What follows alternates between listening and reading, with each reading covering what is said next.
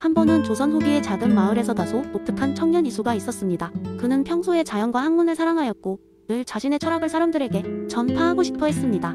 이수는 체계 이황의 이론 중에서도 특히 이기호발설에 깊은 관심을 가졌습니다. 그런데 어떻게 하면 이 복잡한 성리학의 개념을 마을 사람들에게 재미있고 쉽게 설명할 수 있을지 고민이 되었습니다. 그러던 어느 날 이수는 마을 장터에서 흥미로운 상황을 목격하게 되었습니다. 여기서는 매주 재미있는 이야기와 소식을 전하는 썰쟁이가 있었는데 이번 썰쟁이는 닭과 달걀의 기묘한 경연대회를 주제로 삼았던 것입니다.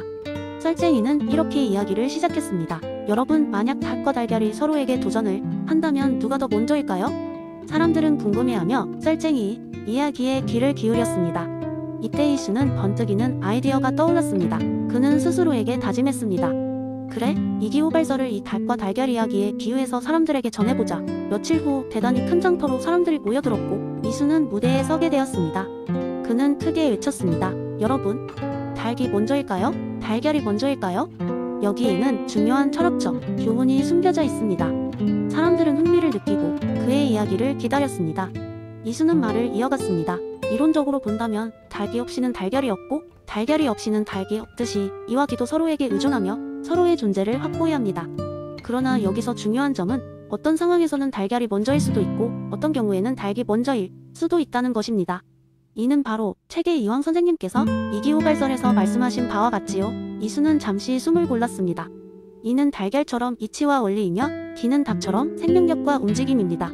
어떤 때는 우리는 원리에 따라 움직이는 것 같지만 또 어떤 때는 생명력과 상황이 이치보다 앞서는 듯합니다.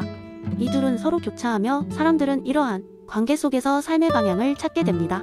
사람들은 무척 놀라운 표정으로 이수를 바라보았고 이수의 비유에 매료되었습니다. 그날 이후 마을 사람들은 이수의 이야기를 통해 자신들의 일상 속에서 이와 기의 조화를 생각하게 되었습니다. 특히 농사를 지을 때, 장사를 할 때, 그리고 가정을 돌볼 때도 이성적 판단과 현실적 상황을 잘 조화시키는 것이 중요하다는 것을 깨달았습니다. 이수는 이후로도 다양한 방법으로 이기호발설과 같은 철학적 원리를 일상 속 숨겨진 재미있는 이야기로 풀어내며 사람들의 마음을 사로잡았습니다. 그의 이야기는 다음 마을로 그리고 또 그 다음 마을로 퍼져 나가며 사람들에게 큰 깨달음을 전달하게 되었답니다. 두 번째 이야기. 아주 오래전 조선시대에 한적한 시골 마을에 두루미 마을이라는 작은 마을이 있었습니다. 이곳은 율곡이이가 직접 방문해 자신의 사상을 마을 사람들에게 전달한 곳이었죠. 하지만 재미있는 점은 이 마을의 사람들은 유독 현실적인 기를 중요하게 여겼습니다. 그들은 매일 농사일에 열중하며 기가 어떻게 풍년과 흉년을 만들어내는지를 생생하게 경험하고 있었기 때문입니다. 율곡이이는 이 마을에 도착하자마자 마을 사람들을 한자리에 모았습니다. 그는 나무 아래에 앉아 자신이 이해하는 이통기국의 개념을 설명하기 시작했습니다. 이는 비록 보이지 않으나 우주의 모든 원리와 이치를 담고 있다네. 기는 우리가 날마다 경험하는 바람, 불, 흙처럼 만질 수 있고 느낄 수 있는 것이네. 이와 기는 서로 떨어질 수 없는 관계지. 마을 사람들 중 가장 나이 많고 현명하다고 알려진 두루미 할아버지가 손을 들고 말했습니다. 그러면 율곡 선생, 우리 농사일도 이와 기의 조화를 통해 더 잘 지을 수 있단 말씀이신가요? 이인은 미소를 지으며 대답했습니다. 물론이라네. 이를 이해하면 기를 어떻게 운용할지 깨달을 수 있지. 마을 사람들은 율곡의 말을 믿고 이론을 농사에 적용해 보기로 했습니다. 그들은 먼저 즉 농사에 대한 원리와 기본적인 이치를 깊이 연구했습니다. 토양의 성질, 기후의 변화를 꾸준히 관찰하고 공부했습니다. 이후에는 즉 현상적인 것들을 활용하기 시작했습니다. 더 적합한 씨앗을 선택하고 물이 부족할 때는 올바르게 농과 밭을 관리했습니다. 서로의 기술과 지식을 공유하며 협력하자 놀랍게도 이듬해에는 그 어느 해보다도 풍성한 수확을 얻게 되었습니다. 하지만 일은 여기서 끝이 아니었습니다. 두루미 마을의 젊은이들은 율곡이이가 말한 이통기국을 마을 밖으로 가져가자고 제안했습니다. 그들은 이의 이론을 바탕으로 여러 다른 마을을 돌아다니며 어떻게 우주적 원리와 현실적 에너지가 모든 일의 조화를 이루게 하는지 사람들에게 가르쳤습니다.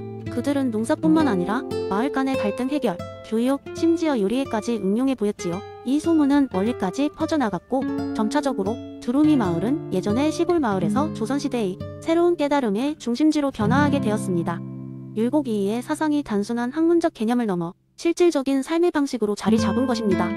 결국 이 마을의 사람들은 이 통기국과 같은 이론을 바탕으로 세상을 바라보는 색다른 렌즈를 얻게 되었습니다. 그리고 그 렌즈를 통해 모든 현상을 좀 더 깊이 이해하고 현명하게 대처해 나갔습니다. 이와 기는 단순한 이론의 관계를 넘어 마을 사람들과 함께 숨쉬는 활기찬 삶의 일부가 되었던 것입니다. 이렇게 율곡이의 방식을 활용한 두루미 마을의 이야기는 그 지역의 전설로 남아 오늘날에도 그 지혜를 전하는 많은 사람들에게 영감을 주고 있습니다. 세 번째 이야기, 옛날 옛적 독일의 작은 마을에 칸트라는 이름을 가진 철학자가 살고 있었습니다. 그는 매일같이 동네 사람들에게 그가 보아한 복잡한 이론들을 설명하느라 여념이 없었습니다. 한 가지 제대로 설명하려고 하면 사람들은 지루해하다가 결국엔 코를 골며 잠들기 일쑤였죠.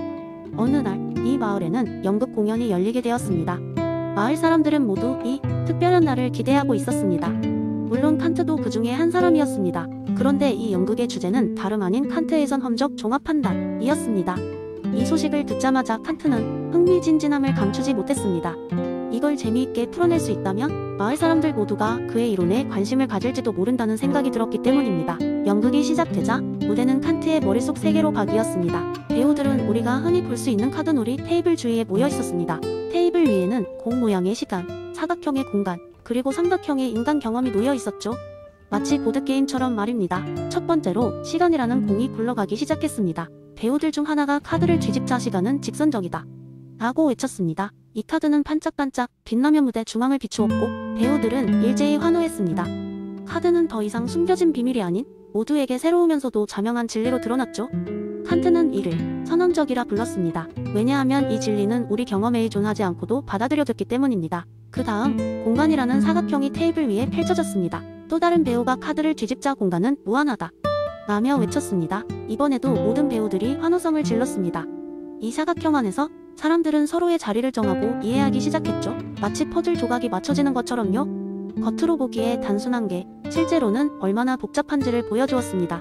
이러한 판단은 종합적이었죠. 새로운 정보를 주며 우리의 이해를 확장시켰습니다. 마지막으로 삼각형의 인간 경험이 무대 위로 주어졌습니다. 배우들은 이제 자신들의 경험을 바탕으로 각자의 이야기를 풀어나갔습니다. 인간의 경험은 시간과 공간 안에서 이루어진다 라는 카드가 뒤집혔고 모든 배우는 이 진리를 갖고 새로운 이야기를 만들어 나갔지요. 선언적 지식은 이렇게 우리 경험을 통해 계속해서 새롭게 해석되었습니다. 연극의 막이 내릴 때쯤 칸트는 깨달았습니다. 그의 복잡한 이론들이 이렇게 생동감 있게 표현될 수 있다는 점에 감격했습니다. 사람들은 이제 지루해하지 않고 그의 이론을 무대의 한 장면처럼 받아들였습니다.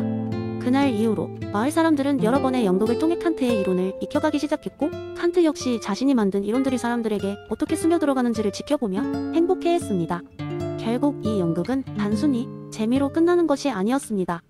칸트의 선언적 종합 판단은 이 마을 사람들의 새로운 사고방식이 되었고 그들의 상상력을 자극하며 온 마을에 새로운 활력을 불어넣었습니다. 시간이 흘러 이 마을은 지혜와 상상력으로 가득 찬 곳으로 명성을 떨치게 되었고 이는 모두 칸트와 그의 선언적 연극 덕분이었습니다.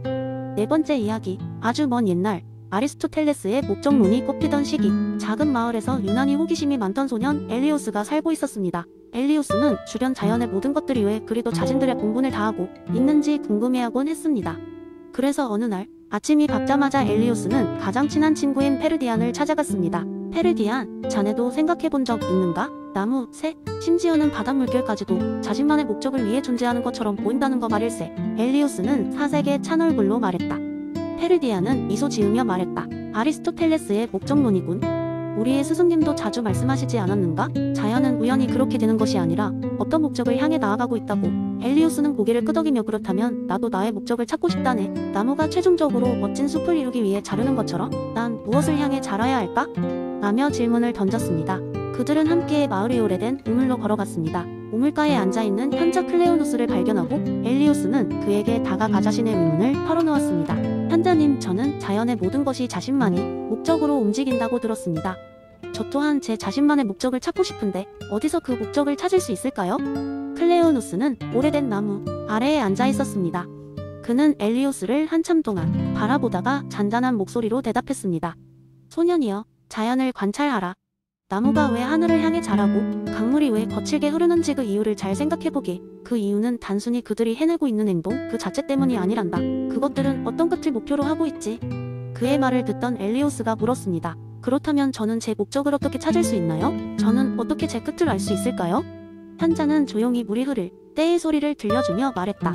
소리를 들어보게. 물이 흐르는 이 소리도 바람이 나뭇잎을 스치는 소리도 그 자체로는 아름답지만 그 소리는 더 큰 조화의 일부란다. 너의 목적을 찾길 원한다면 내가 사랑하고 잘할 수 있는 일을 찾아 해보거라. 그 자체가 끝이 아니라 그 너머에 있는 것들을 추구하게, 자연의 일부가 되는 법을 배우고 그 속에서 너 자신의 길을 찾게. 엘리우스는 붉게 물든 하늘을 바라보며 생각에 잠겼습니다. 그의 곁에서 물결이 출렁이고 바람이 그의 머리를 지나가고 있었습니다. 그 순간 그는 자신의 목적을 찾는 여정을 떠나기로 결심했습니다.